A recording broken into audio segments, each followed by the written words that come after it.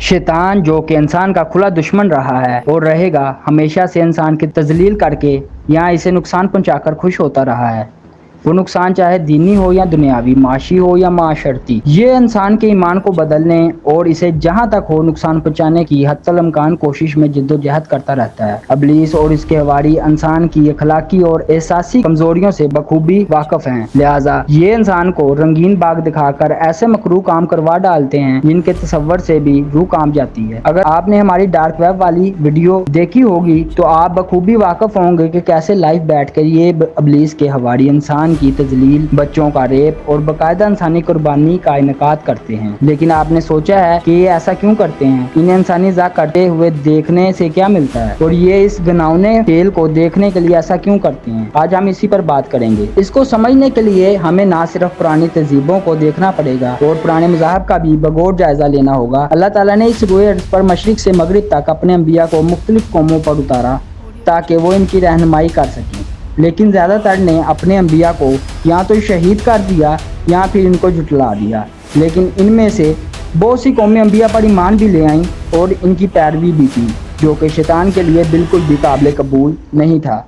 लिहाजा इसने इंसान को गुमराह करने के लिए एक हरबा आजमाया। आज जब मैं पुरानी तहजीबों का मुतालिया कर रहा था तो एक बात साफ यहाँ थी कि इनको आसमानी खबरें या तो शयातीन ने दी या अंबिया कराम ने। लेकिन जब पुराने मज़ाहब यानी बुद्ध मत, हिंदू मत और दूसरे मज़ाहब और तहजीबें जैसा कि माचू पिचू की तहजीब और एंशिएंट माया तहजीब की मिसाल ले लेते हैं, जब मैंने इंसानी कुर्बानी बाकायदा त्योहारों पर दी जाती देखी तो मुझे मालूम हुआ कि इनमें भी बहुत सी रवायात ऐसी हैं जो कि इंसान की पकीज़ा फितरत पर पूरी उतरती हैं और कुछ रवायात ऐसी हैं जिससे हैवान भी काम जाते हैं। इतने गैर फितरी अमल के सोच कर रूह भी काम जाए। इससे मालूम हुआ कि ये लोग अल्लाह ताला के किसी न किसी मजहब या नबी के पैरोकार थे, लेकिन वक्त के साथ साथ शयातीन जिनमें जिन्नात और इंसान दोनों थे, इन्होंने इनके मजहब में तब्दीलियाँ की और इब्लीस के रास्ते पर ला खड़ा किया। ये लोग इतने ज्यादा हैवानी फितरत पर आ गए कि इन्होंने अपने बाप दादा के मजहब को छोड़ने से इनकार कर दिया और हक को देख कर भी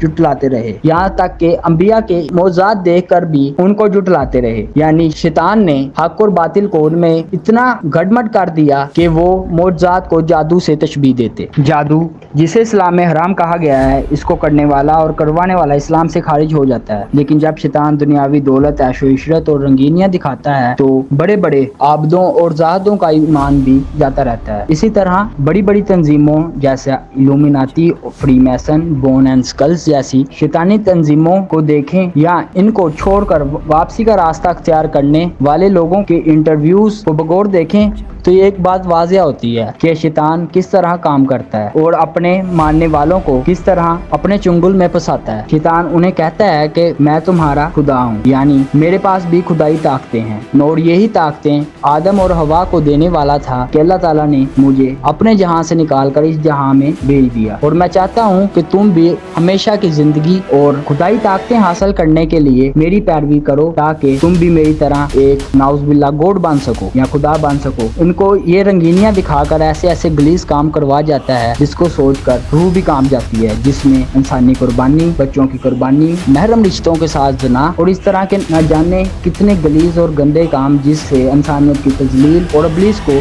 सुकून मिलता है और वो खुश होता है। चनाचा शैतान के हवारी अपने इन कामों को करने के लिए हर हद तक जा सकते हैं। पाकिस्तान में ज़ैनब रेप केस हो या केरला में होने वाली इंसानी कुर्बानियां, इनके पीछे डार्क वेब के रेड रूम्स जरूर होते हैं। ऐसा क्यों है? ये सिर्फ इसलिए कि रेड रूम्स में जो लोग लाइव कत्ल देखने और इंसानी अज़ा काटते बच्चों के साथ रेप होता देखने आते हैं, वो सिर्फ शैतान को खुश करने और सुपरनैचुरल बनने के लिए आते हैं। चनाचा ये लोग जो कि इंसानी कुर्बानी अपनी सोसाइटी में रहकर नहीं कर सकते, वो डार्क वेब पर आकर इंसानी कुर्बानी को सर अंजाम देते हैं।